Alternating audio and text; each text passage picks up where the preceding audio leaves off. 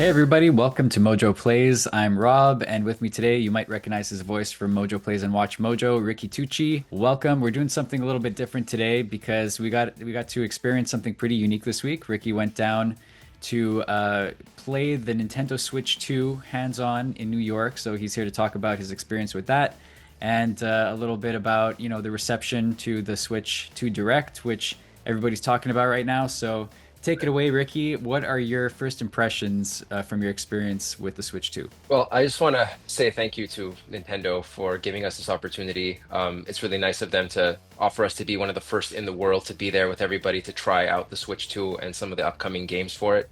The first feeling I had was just pure joy. And I just think that's something Nintendo does so well. Walking into the event space, seeing all of the coordinators there smiling, guiding you through all the different games, the energy.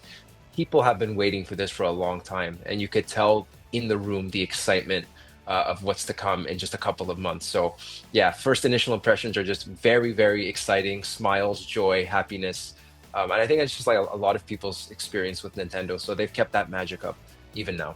I think that was a lot of people's kind of like vibe going into the presentation, but we must talk about the elephant in the room, which is the Yes, pricing that people yeah, seem to be outraged about, with the games going up to $80 and the price of the system announced the 450 US for the base console and then 500 with the Mario Kart bundle. that's right.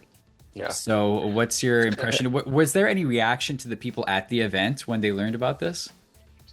So, I think for the most part, the price point is something that everybody knows is a bit of a sore spot. It's with all new technology, consoles, everything is just getting more expensive. Um, it wasn't something that people outwardly spoke about, not that I saw, because everybody was just so involved in playing the games. But definitely, it's people have been saying that Nintendo historically keeps their hardware prices and their game prices lower so that they can compete. They don't want to be like a PlayStation or an Xbox where you have the latest cutting edge hardware. But that being said, I do think that the value proposition of the new Switch, the way that the original Switch is still great 7 years later, you can still pick it up and play it and have a good time, and there's no real trade off. I think that this will offer that same kind of value proposition, but it's harder, better, faster, stronger. So, yeah, the price is always going to be a sticking point because people aren't used to seeing Nintendo have such expensive games, have such an expensive piece of hardware. But when you look at the longevity of their consoles, I do think that it makes sense in this day and age for the kind of software and hardware that you're getting that it is going to be a bit more pricey. So, you know, yeah, it's people are going to be talking about it for quite a while, but I do think the value proposition is actually there. I'm looking at the comments on the video that we published on the top 10 reveals from the Switch 2 Direct. Mm, And right. there's some interesting ones. Somebody says GTA 6 could get away with a $90 price tag, but Right. $90 for every new Nintendo game, that sounds crazy. Yeah. This might just become the new standard, but I don't think anybody really expected Nintendo to be the ones to make that step. Yeah, I would agree. Everybody was talking about the GTA being $100. And Nintendo's IPs, Nintendo's games are beloved by people around the world. They have some of the most amazing IPs out there, and so they know that they can charge a premium. Something like Mario Kart World, it's a game that you'll be playing forever, right? So upfront, that cost is gonna bite a bit, but over time, this is not a game that you just complete and put away. This is a game you will be playing for years to come with friends and family. So again, the value proposition is there. Is it a bit more pricey? Yes, but are you getting what you pay for? Yes. Yeah, I think I've seen also people on the other end arguing that like Super Nintendo games used to cost $60 back Yeah. in the 90s, the early Yes. 90s, right? So I guess you can make an argument that it is a little bit more reasonable. My favorite comment actually on our video is Nintendo saying, "If you want 4K, you will pay 4K." That would make me laugh. That's good. That's a good comment. Well, Let's look, yeah, you're paying for really great quality, not just visually because it's been such an upgrade, but the quality of the games themselves. Nintendo's always put so much care and time into their products, and there's no deviation from that with the new stuff. So Yeah, if you look at the way that Mario Kart 8 was supported for like a decade, oh you yeah, know, You can expect the same thing to happen from the next 100%. game. 100%. All right, let's talk about the hardware a little bit. What was your first impression when you actually got the console in your hands? Premium. I mean, it's sleek, it's beautiful, it's bigger, it's got a nice weight to it. The Joy-Cons are amazing. You know, they snap in on the sides, no more of those rails or disconnecting. They're bigger, the whole system is bigger, but it actually it's easier to hold, it's more fun to play. Even the kind of Joy-Cons by themselves in the past, you know, they're a little bit small. Now it's a lot easier to use those as a controller. So I would say that the hardware is incredible. The screen, you know, I know a lot of people were saying OLED, make it OLED. This LCD screen is in a different class than the one that we got 7 years ago. It is not even comparable. It looks incredible. I would be very surprised that anybody but the most like staunch screen kind of tech person will really look at this and say that it's not great. It is incredible, incredible, even if it's not OLED. So yeah, I would say that before in the past, I wouldn't necessarily play the Switch in handheld unless I had to. Now, I'd probably be 50-50 with the TV. It's that good. It's really that impressive. It's a little bit hard to tell from the presentation watching on YouTube, Yeah. but how are the graphics? Are they noticeably better than the original Yes. Switch? Oh my God, yes, yes. Look, the original Switch still looked good for what it did. For the hardware that it had, Nintendo has been very good at making their software work well with their hardware. But you know, when you see a Nintendo game running at 4K with 60 frames per second, these high resolution textures, the smoothness of the experience, it does something to you, and it's something that people will be very, very surprised to see just how much better Nintendo has been able to make this console and the graphics on it. Really impressive, really, really impressive. Specifically, like on Metroid, I would say, you know, you're looking at them side by side and seeing a first-person shooter, seeing something like Metroid, which is a little less cartoony, it's a bit more technical. You can, you know, it looks incredible. So people are going to be blown away on the handheld device itself and on the TV. It's super crisp, super responsive. The frame rates are like through the roof. I think people are going to be really pleased with the performance and the graphics on the new Switch. Did you get an opportunity to see how a game would look on the OG Switch versus the Switch 2, like Metroid Prime, for example? Yeah, Um, it was. I Is there a did. noticeable difference between the two of them? Yes, absolutely, absolutely. Just the sharpness of the textures, right? If you're looking at something that's running at 1080p versus 4K, I mean, it's 4 times sharper. So you don't see those blurred lines when you look really close anymore. Again, the textures are higher resolution, so you see reflections. I'm not sure. There's also, you know, under the hood, there's DLSS and there's kind of this like AI kind of frame rate adjustment. So there's a little bit of wizardry going on there, but it all culminates into an incredibly sharp picture that runs at a very high frame rate. And for Nintendo to achieve that in handheld mode and on the TV simultaneously, I think is actually like a really huge achievement for Nintendo fans everywhere. You're going to finally be able to play modern games on this console. Yeah. Do you expect it to have like full third-party support from all the developers that are developing for like Xbox and PlayStation?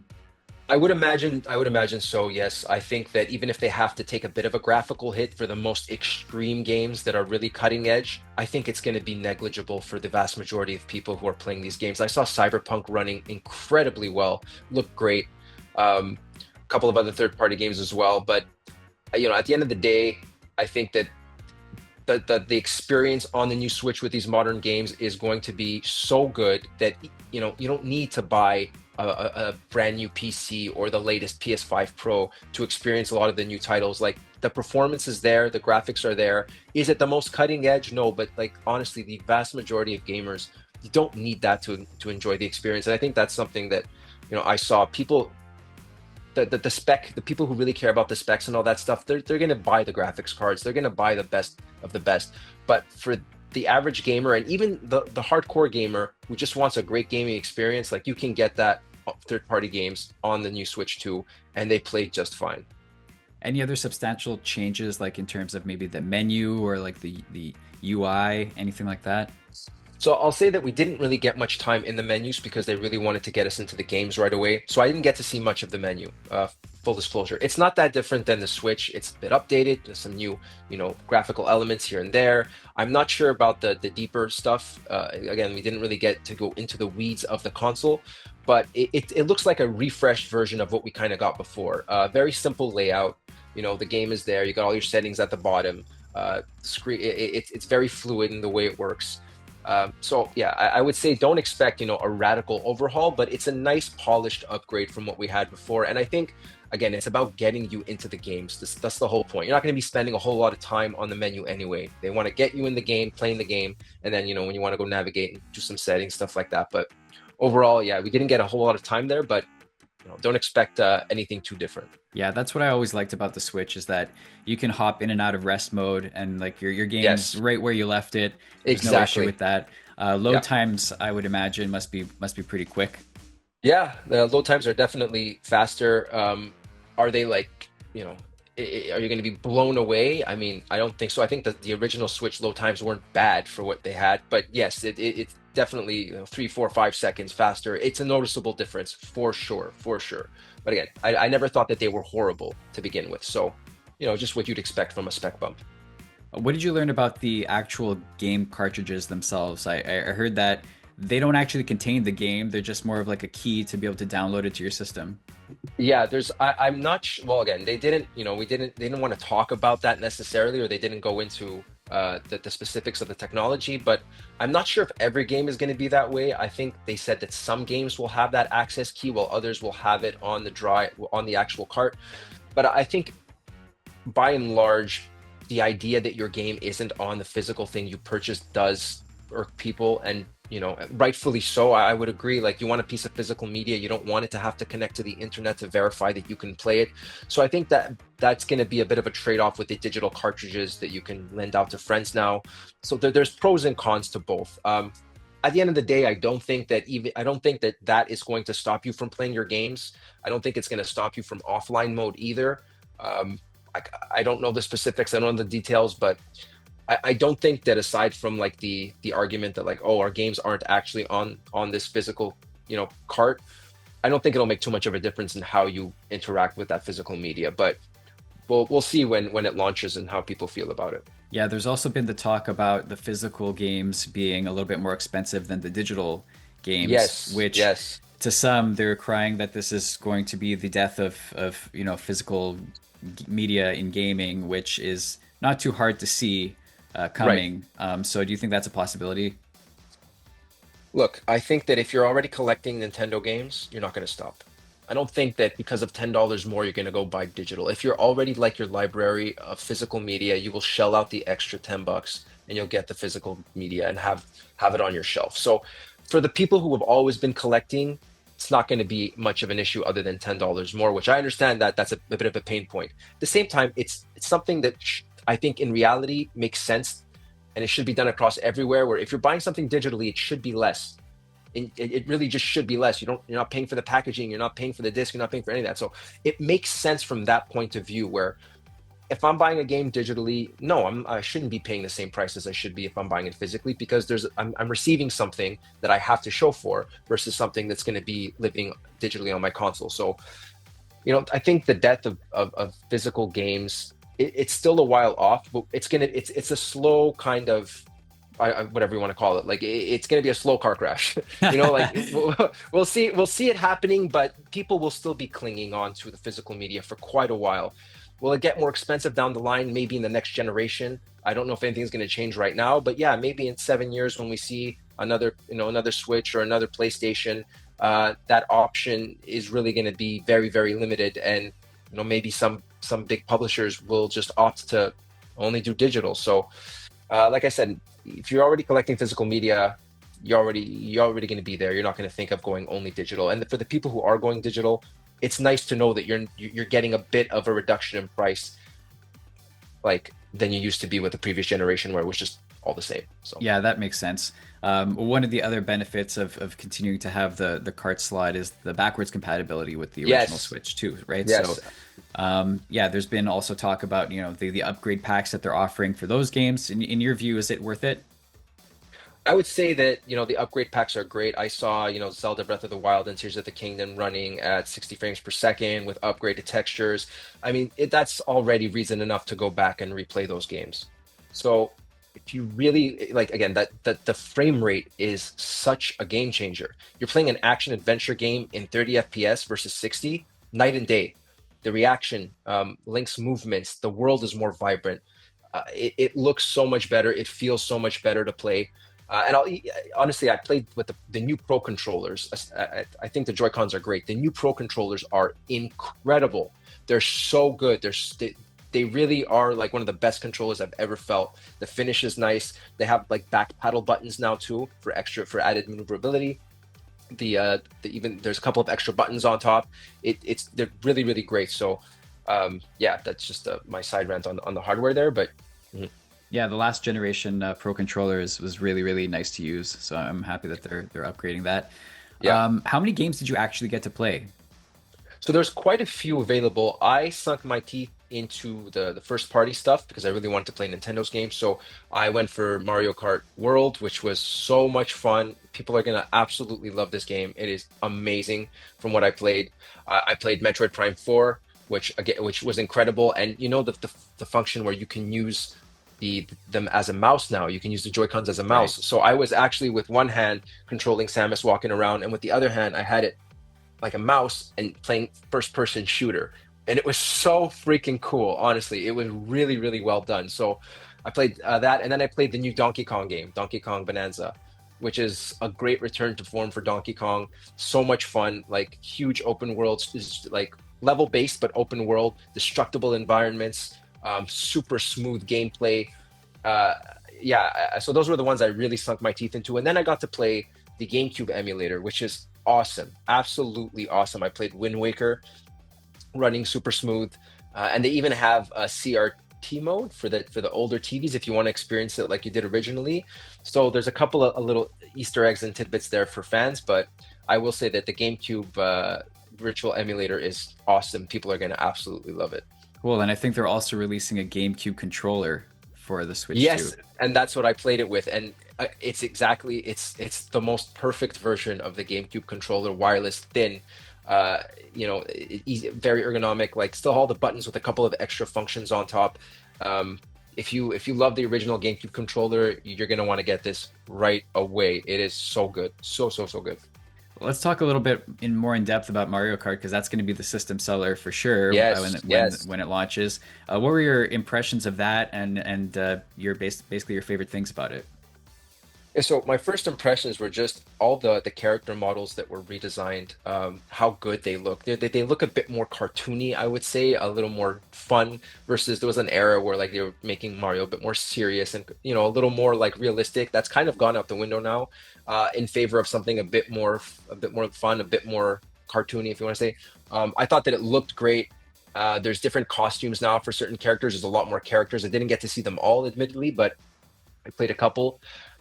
The stages are absolutely massive, and you can just go anywhere. I mean, there's a bunch of it's much less linear than it used to be now. But the name World, you'd expect it to be, and it is. It's so much more fun. There's a lot more paths you can take. There's a lot of more environmental kind of hazards and stuff going on. There's a crazy 24 player mode where we actually got to engage, and I'll say I'm very proud. I came in third out of 24 people. Podium finish, Uh, very nice. Oh yeah, so I came in third, and when a girl next to me who was also from Montreal, from Canada, where we're based, came in second. So we were, two of the best at the whole place. So I'm biased, but I loved it. I absolutely had a blast. It's a really cool mode. It's a 24 people challenge mode where you have to make the cutoff after every lap, or else you get booted out. So if like you're 24, if you don't make it to 20th place, those four people get booted out. Then if you're not 16, they get booted out. And I'll just say, like, we played a couple of rounds. The environments are big. There's so many different levels. There's so many different characters and costumes and carts.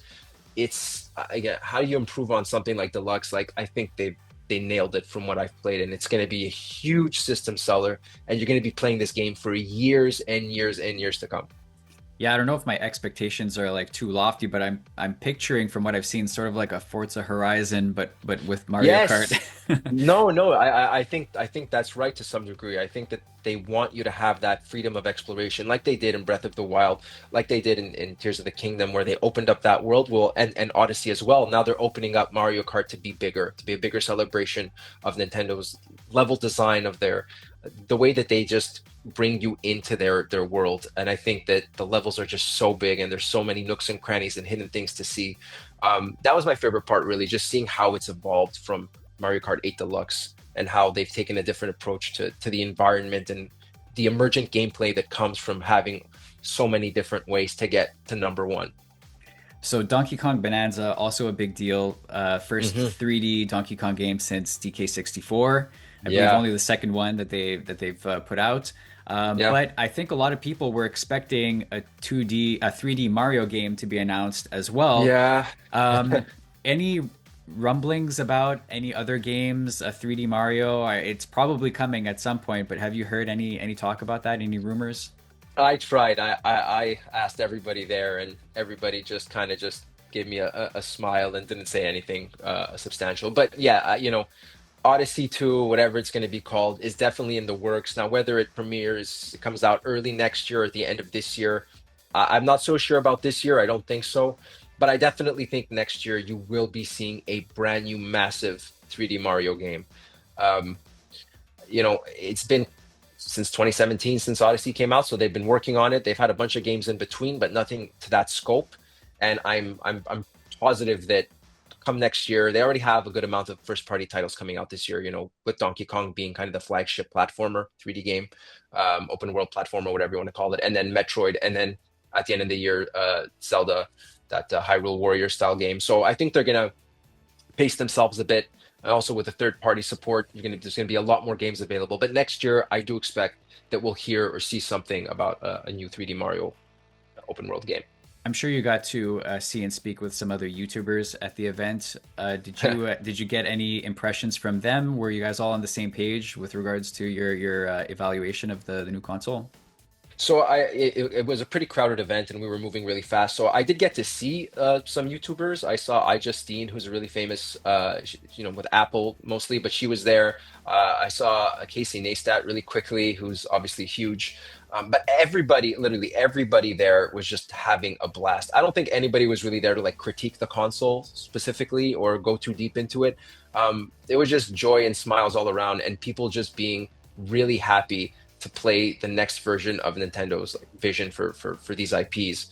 So yeah, I didn't have too much time to talk to everybody because everybody was just playing the games, but everybody was having a blast, a blast. So do what you will with that.